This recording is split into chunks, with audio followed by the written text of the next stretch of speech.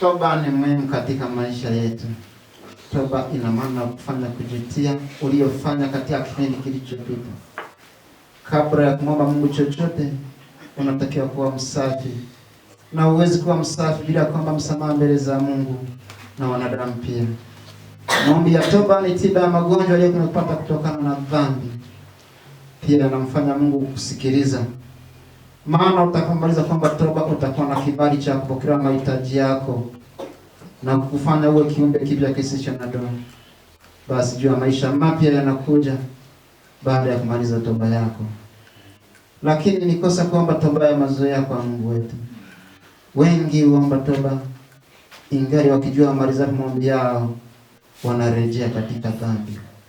Ni kosa kubwa kufanya jambo hili, na hukumu yake ni kubwa sana.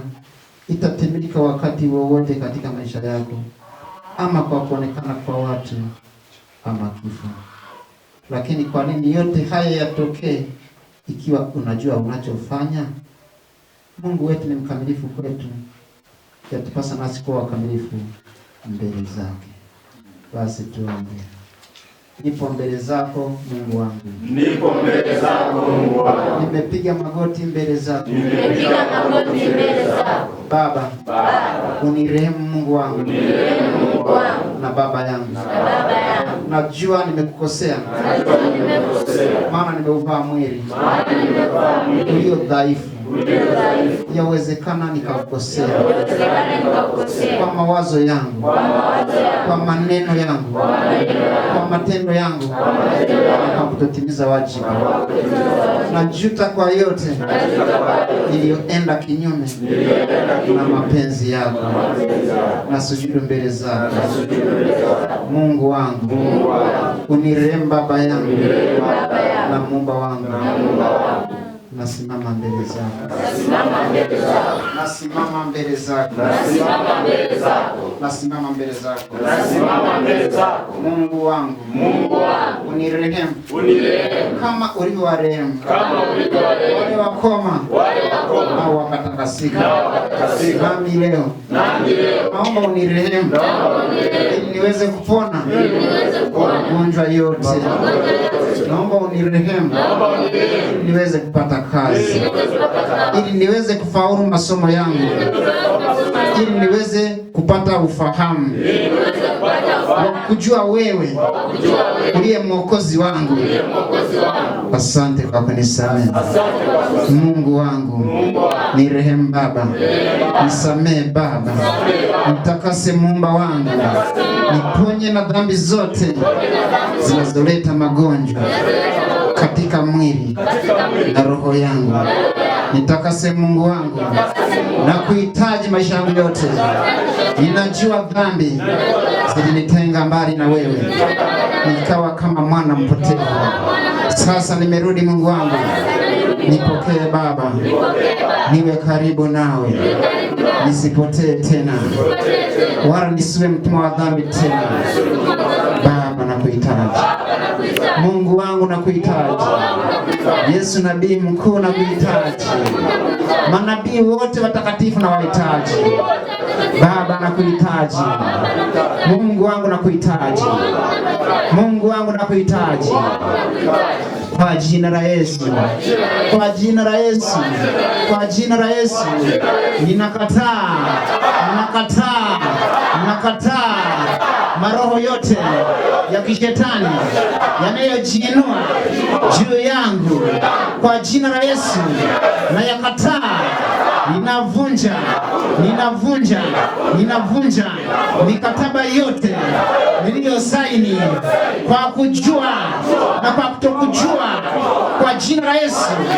Ninavunja mikataba yote niliyosaini kwa waganga wa kienyeji kwa jina la Yesu. Naikataa mikataba yote, naibatilisha kwa damu ya mwana kondoo kwa jina la Yesu. Ninakataa, namkataa shetani na mambo yake yote na fahari zake zote na mipango yake yote kwa jina la Yesu. Namkataa shetani na mambo yake yote kwa jina la Yesu. Ninakataa maroho yote ya kishetani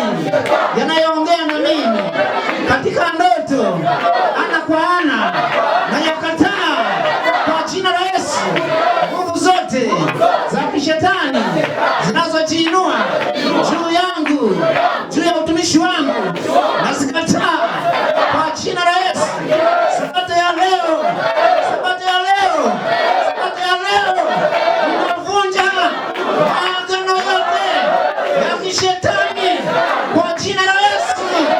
Niwe nimeagana kwa kujua na kwa kutokujua, hayavunja leo.